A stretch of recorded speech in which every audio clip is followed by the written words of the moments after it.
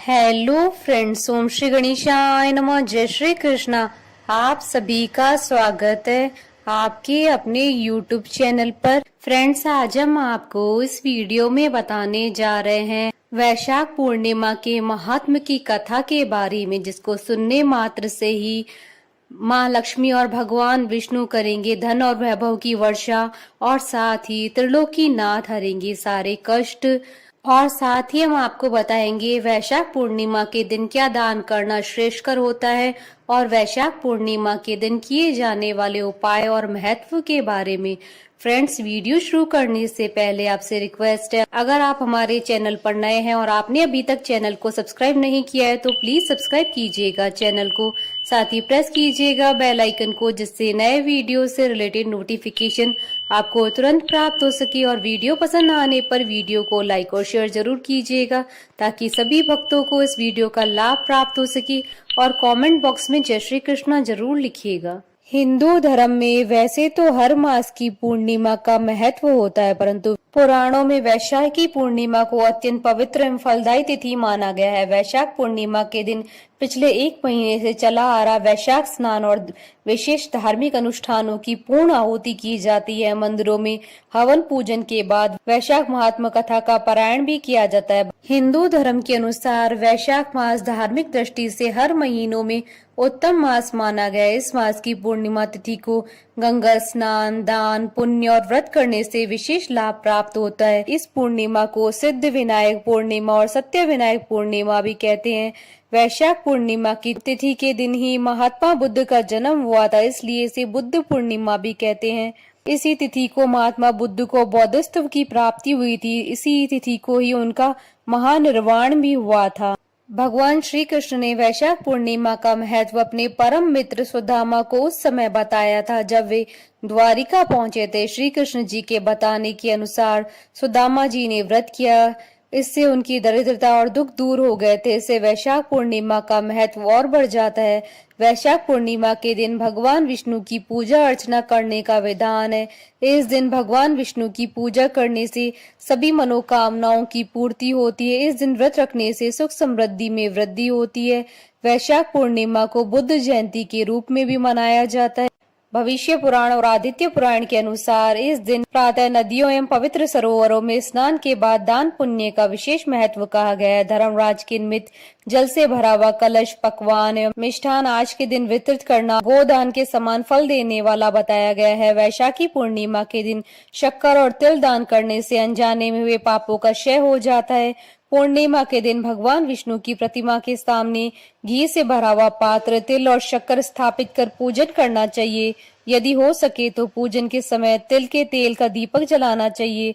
पितरों के निमित्त पवित्र नदियों में स्नान कर हाथ में तिल लेकर तर्पण करने से पितरों की भी तृप्ति होती है और उनका आशीर्वाद मिलता है। पुराणों के अनुसार वैशाख का यह पक्ष पूजा उपासना के लिए विशेष महत्वपूर्ण माना जाता है। वैशाखी पूर्णिमा के दिन पूजा के दौरान जितना हो सके ज्यादा से ज्यादा ओम नमो भगवते वासुदेवाय नमः मंत्र का जाप करना चाहिए।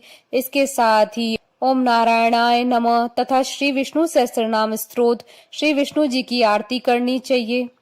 इस दिन भगवान विष्णु के सत्यनारायण स्वरूप की पूजा की जाती है। इसके अलावा इस दिन धर्मराज की पूजा का भी विधान है। माना जाता है कि इस व्रत से धर्मराज प्रसन्न होते हैं और अकाल मृत्यु का भय भी नहीं रहता है। फ्रेंड्स, अब आइए जानते हैं वैशाख पूर्णिमा के दिन किए जाने वाले उपाय के बारे में। शास्त्रों के अनुसार पूर्णिमा के दिन सुबह करीब 10 बजे पीपल के वृक्ष पर माँ लक्ष्मी का आगमन होता है। कहते हैं कि इस दिन सुबह नित्य कर्मों के बाद पीपल के पेड़ पर कुछ मीठा रखकर और मीठा जल अर्पण कर धूप अगरबत्ती जलाकर माँ लक्ष्मी का पूजन करें और माता लक्ष्मी को घर में निवास करने के लिए आमंत्रित करें, तो उस जातक पर माँ लक्ष्मी की कृपा हमेशा बनी रहती है। वैशाख पूर्णिमा के दिन माँ लक्ष्मी को प्रसन्न करने के लिए आप 11 गोमती चक्र, हल्दी की गांठ या फिर कोड़ियां ले ले। पूजा के समय इन पर तिलक करें और फिर अगले दिन इन्हें अपनी तिजोरी या पैसों के स्थान में रख ले। ऐसा करने से आपके जीवन में धन और वैभव समृद्धि हमेशा बनी रहेगी। वैशाख पूर्णिमा के दिन शुभ संयोग पर माता को खुश करने के लिए इत्र और सुगंधित फूल चढ़ाएं। इत्र माता की वस्त्रों पर अवश्य छिड़कर और माता को घर में स्थायी रूप से निवास करने की प्रार्थना करें। वैशाख पूर्णिमा के दिन शिव जी की पूजा भी की जाती है। इस दिन शिवलिंग पर जल चढ़ाकर धूप से पूजा करें और ओम रुद्राय नमः मंत्र का जाप करें। ऐसा करने से आपको माता लक्ष्मी के साथ साथ भगवान शिव का आशीर्वाद भी प्राप्त होगा। फ्रेंड्स, अब आइए आरंभ करें वैशाख पूर्णिमा की व्रत कथा। द्वापर युग में एक समय की बात है, माँ यशोदा ने भगवान श्री कृष्ण जी से कहा कि हे कृष्ण, तुम सारे संसार के उत्पन्न कर्ता पोषक हो। आज तुम मुझे ऐसे व्रत को कहो जिससे स्त्रियों को मृत्यु लोक में विधवा होने का भय नहीं रहे तथा यह व्रत सभी मनुष्यों की मनोकामनाएं पूर्ण करने वाला हो। यह सुनकर श्री कृष्ण ने कहा, हे माँ, आपने मुझसे बहुत ही सुंदर सवाल किया है। मैं आपको विस्तार पूर्वक बताता हूँ। सौभाग्य की प्राप्ति के लिए स्त्रियों को 32 पूर्णमासियों का व्रत करना चाहिए।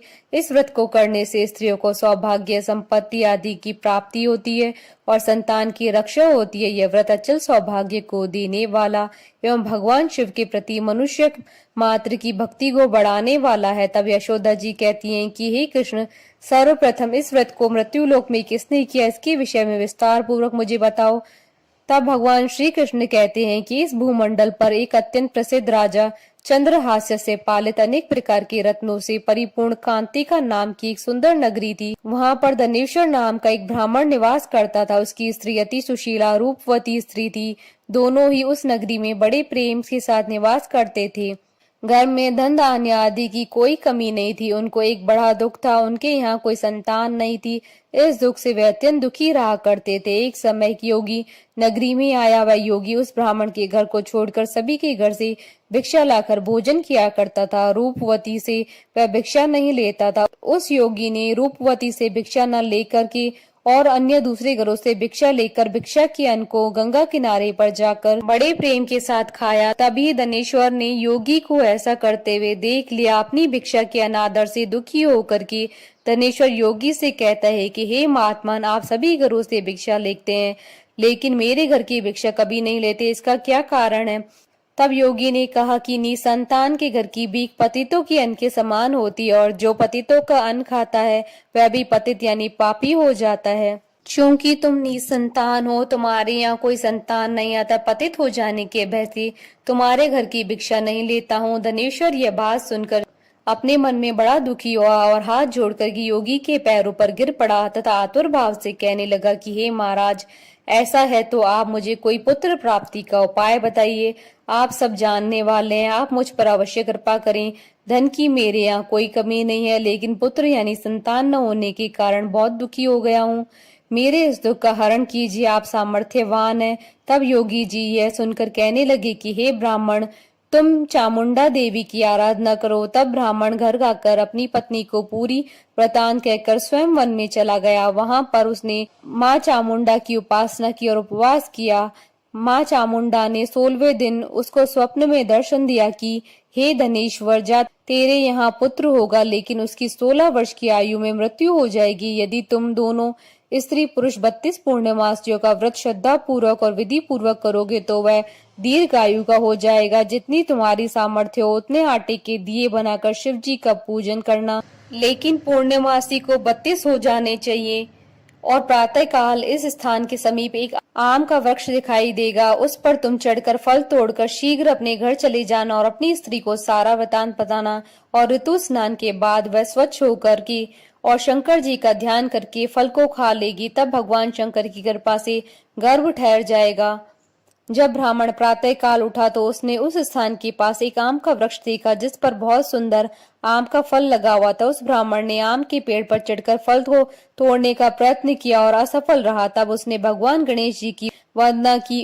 भगवान गणेश जी की प्रार्थना करने पर उनकी कृपा से धनेश्वर ने आम का फल तोड़ लिया और अपनी स्त्री को लाकर दे दिया। धनेश्वर की स्त्री ने कहे अनुसार फल को खा लिया और वह गर्भवती हो गई।